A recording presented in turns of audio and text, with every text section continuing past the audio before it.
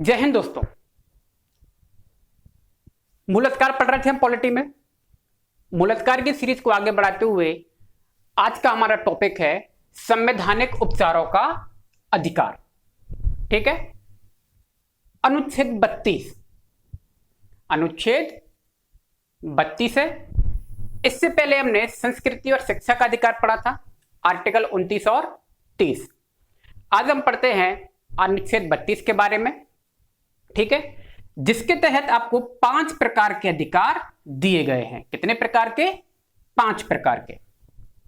ठीक है, जिसमें सबसे पहला है आपका बंदी प्रत्यक्षीकरण। बंदी प्रत्यक्षीकरण है। नंबर दूसरा है आपका परमादेश। नंबर 3 है आपका अधिकार प्रक्षा। नंबर 4 है आपका उत्प्रेषण और नंबर 5 है प्रतिषेध। तो अनुच्छेद 32 के तहत हमें 5 प्रकार के अधिकारों को पढ़ना है। ठीक, तो देखिए अनुच्छेद 32 के बारे में कहते हैं डॉक्टर भीमराव अंबेडकर ने इसे संविधान की क्या कहा है? आत्मा कहा है। डॉक्टर भीमराव अंबेडकर ने इसे संविधान की आत्मा कहा है। तो दोस्तों, संविधान की आत्मा आपको 3 तरह से बताई गई है। पंडित जवाहरलाल नेहरू ने प्रस्तावना या उद्देशिका को संविधान की आत्मा कहा है। ठीक, अनुच्छेद 32 को डॉक्टर अंबेडकर ने संविधान की आत्मा कहा है। और तीसरा, राज्य के नीति निर्देशक तत्व ग्रेनविल ऑस्टिन ने इसे संविधान की मूल आत्मा कहा है। तो संविधान की आत्मा 3 है, आपको ध्यान रखना है। एग्जाम में कुछ भी पूछ सकता है कि अनुच्छेद 32 को संविधान की आत्मा किसने कहा है ना? उद्देशिका को संविधान की आत्मा किसने कहा है? तो आपको यह ध्यान रखना होगा। ठीक है, तो चलिए हम सबसे पहले शुरू करते हैं नंबर 1, बंदी प्रत्यक्षीकरण। ठीक है, ये 5 अधिकारों में सबसे महत्वपूर्ण यही है। क्या कहा है इसमें? इसमें कहा गया है भाई कि किसी व्यक्ति को बिना उचित आधार के जेल में बंद रखा जाता है, तो ऐसी स्थिति में व्यक्ति को सशरीर न्यायालय में क्या करना होगा? पेश करना होगा या उपस्थित करना होगा। क्या मतलब है? कहते हैं मान लीजिए किसी व्यक्ति को बिना उचित आधार के आपने जेल में बंद रखा है, अवैध तरीके से जेल में बंद रखा है, तो उस कंडीशन में आप बंदी प्रत्यक्षीकरण रिट को क्या करवा सकते हैं? जारी करवा सकते हैं। उसमें न्यायालय पूछता है कि आपने इसे जेल में क्यों रखा है। ठीक है, अपराधी है तो ठीक है, या न्यायालय ने उसे दंड दिया है तो वो जेल में रहेगा, है ना। लेकिन अगर कोई कारण नहीं बनता है, अवैध तरीके से रखा गया है, तो ऐसे व्यक्ति को क्या करना होगा? तुरंत छोड़ने का न्यायालय क्या देगा? आदेश देगा। ठीक है, बंदी प्रत्यक्षीकरण ये बहुत ही इंपॉर्टेंट है। तो किसी भी व्यक्ति को पुलिस जबरदस्ती जेल में बंद नहीं कर सकती। ठीक है, इंग्लिश में इसे कहते हैं हैबियस कॉर्पस। कभी कभी नाम इसका हैबियस कॉर्पस भी आ जाता है। ठीक है, अगला है आपका परमादेश। नाम से स्पष्ट है, परमादेश। इसे सरकारी अधिकारियों के विरुद्ध क्या किया जाता है? जारी किया जाता है। सरकारी अधिकारियों के विरुद्ध क्या कहा गया इसमें? मान लीजिए जब कोई अधिकारी अपना कानूनी दायित्व का पालन करने से इनकार कर दे। कानूनी दायित्व का क्या मतलब है? अपना काम करने से इनकार कर दे, काम को टाले, है ना। तो ऐसे व्यक्ति के विरुद्ध क्या की जा सकती है? रिट जारी की जा सकती है। ठीक है, फिर कहा गया है कि ये ऐसी रिट निजी व्यक्तियों या निजी इकाइयों के विरुद्ध जारी नहीं की जा सकती। ये केवल सार्वजनिक अधिकारियों के विरुद्ध, यानी कि सरकारी अधिकारियों के विरुद्ध ही से जारी कर सकते हैं, प्राइवेट अधिकारियों के विरुद्ध जारी नहीं कर सकते। फिर क्या कहा गया है इसमें? फिर कहा गया है भाई कि राष्ट्रपति और राज्यपाल के विरुद्ध भी ये रिट जारी नहीं होगी। क्योंकि राष्ट्रपति और राज्यपाल अपने विवेक से काम करते हैं। ठीक है, अगला है अधिकार प्रक्षा। अधिकार क्या कहा गया है? किसी सार्वजनिक पद पर, सार्वजनिक पद वही है सरकारी पद पर, कोई व्यक्ति अवैध रूप से आसीन हो जाए, अवैध रूप से कब्जा कर ले, तो इसमें न्यायालय पूछेगा उस व्यक्ति से कि भाई किस अधिकार से, न्यायालय क्या पूछता है कि आप किस अधिकार से इस पद के लिए दावा कर रहे हैं, आपके पास क्या प्रूफ है ये आपका पद है ना? तो न्यायालय पूछ सकता है और उसमें जो दावेदार व्यक्ति है उसे बताना पड़ेगा कि उस पद के लिए वह दावा क्यों कर रहा है। ठीक है, देखिए तो इस अधिकार प्रक्षा को लागू करने का क्या मतलब है? यह अवैध अनाधिकार ग्रहण को क्या करता है? रोकता है। यानी कि कोई ऐसा व्यक्ति जो सार्वजनिक कार्यालय में अधिकार का भागीदारी नहीं है लेकिन वो अधिकार जताता है, तो ऐसे व्यक्ति पर न्यायालय क्या लगाता है? रोक लगाता है और रिट जारी कर सकता है उस व्यक्ति के विरुद्ध। ठीक है, नंबर 4 पे आते हैं। नंबर 4 है हमारा उत्प्रेषण। उत्प्रेषण क्या कहता है? यह न्यायिक अधिकारियों के विरुद्ध जारी की जाती है। किसके? न्यायिक अधिकारी के विरुद्ध क्या करेंगे? जारी करेंगे।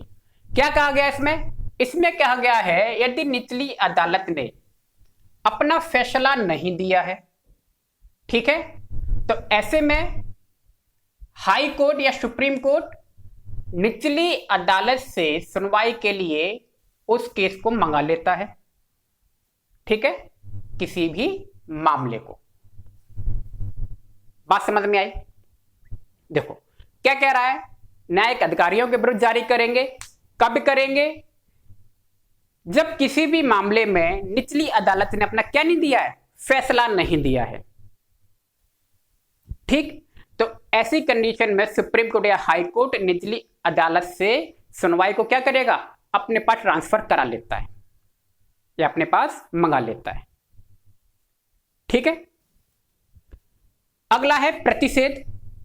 देखिए प्रतिषेध भी न्यायिक अधिकारियों के विरुद्ध क्या होता है? जारी होता है। किसके विरुद्ध? न्यायिक अधिकारियों के विरुद्ध। इसमें क्या कहा गया है? इसमें कहा गया है जब कोई मामला निचली अदालत में क्या है? लंबित है, रुका हुआ है काफी समय से, तो ऐसे में हाई कोर्ट या सुप्रीम कोर्ट आदेश देता है कि वह अपने अधिकार क्षेत्र से बाहर जाकर कोई काम ना करे। यानी कि प्रतिषेध में क्या कहा गया है कि जो निचली अदालत है वो अपने अधिकार क्षेत्र से बाहर जाके काम नहीं करेंगी, अपने कानून के दायरे में रहकर ही क्या करेंगी? काम करेंगी। ठीक है, और ऐसे में कार्यवाही रोकने का क्या दिया जाता है? आदेश भी दिया जाता है कि आपने अधिकार क्षेत्र से बाहर जाके काम किया है और कार्यवाही रोकने का आदेश देता है। ये ऐसा प्रतिषेध में कहा गया है। ठीक है, तो ये 5 प्रकार की आपकी रिट थी, जिसमें सबसे इंपॉर्टेंट मैंने पहले ही बताया आपकी बंदी प्रत्यक्षीकरण, यही आपकी सबसे इंपॉर्टेंट है, हैवियस कॉर्पस। ठीक है, क्योंकि ये आप देख रहे हो सारी मूल अधिकार से ही जुड़ी हुई है। मान लीजिए किसी व्यक्ति को बंदी बना लेते हैं अवैध कारण से, तो ये तो मूल अधिकार का उसका हनन हुआ है कि नहीं? एक बात और जाननी है दोस्तों, अनुच्छेद 32 के तहत सुप्रीम कोर्ट और हाई कोर्ट, पहली बात तो दोनों को रिट जारी करने का अधिकार है, सुप्रीम कोर्ट और हाई कोर्ट को। सुप्रीम कोर्ट अनुच्छेद 32 के तहत जारी करता है और हाई कोर्ट अनुच्छेद 226 के तहत जारी करता है। ठीक है, सुप्रीम कोर्ट के बारे में कहा गया है सुप्रीम कोर्ट केवल मूल अधिकारों के बारे में रिट जारी करने का अधिकार है। अगर आपके मूल अधिकारों का हनन हुआ है तो ही सुप्रीम कोर्ट क्या कर सकता है? रिट जारी कर सकता है। लेकिन हाई कोर्ट को इसमें विशेष अधिकार दिए गए हैं। हाई कोर्ट कहते के बारे में कहा गया है कि इनके अलावा, मूल अधिकार के अलावा भी कुछ विशेष उद्देश्य सामान्य कानूनों को लागू कराने के लिए भी क्या कर सकता है? वो रिट जारी कर सकता है। तो रिट जारी करने के मामले में सुप्रीम कोर्ट से ज्यादा हाई कोर्ट के पास अधिकार है। ठीक है, हाई कोर्ट 226 के तहत और सुप्रीम कोर्ट आर्टिकल 32 के तहत रिट जारी करेगा। ठीक है, इसी के तहत आप को देखते हैं कि सुप्रीम कोर्ट को क्या कहा गया है, संविधान का संरक्षक भी कहा गया है, मूल अधिकारों का संरक्षक भी सुप्रीम कोर्ट को कहा गया है। एक बात और, मूल अधिकारों के हनन होने पर आप सीधे सुप्रीम कोर्ट जा सकते हैं, आप हाई कोर्ट भी जा सकते हैं सीधे, है ना। लेकिन कहा गया है ऐसा कि अगर मान लीजिए मामला हाई कोर्ट में ही निपट सकता है तो पहले कोशिश यही की जाए कि क्या करें, हाई कोर्ट में मामले को निपटाएं, उसके बाद सुप्रीम कोर्ट आए। ठीक है, आगे चलते हैं। तो ये था आपका अनुच्छेद 32, 5 तरह के आपके संवैधानिक उपचार इसमें दिए गए थे। आते हैं 33 पे। अनुच्छेद 33 क्या कहता है? अनुच्छेद 33 कहता है कि भाई सशस्त्र बल, पुलिस, अर्धसैनिक बल आदि के मूल अधिकारों को क्या करता है, ये प्रतिबंधित करता है या किया जा सकता है। ठीक है, अनुच्छेद 33 के तहत इनके मूल अधिकारों को प्रतिबंध किया जा सकता है। ठीक है, फिर कहा गया है कि अनुच्छेद 33 के तहत कानून बनाने का अधिकार संसद के पास होगा, विधानसभा के पास नहीं। ठीक है, तो अनुच्छेद 33 के तहत कानून कौन बना सकता है? संसद, विधानसभा नहीं।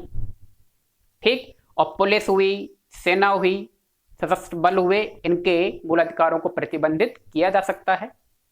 ठीक, 34 में क्या कहा गया है?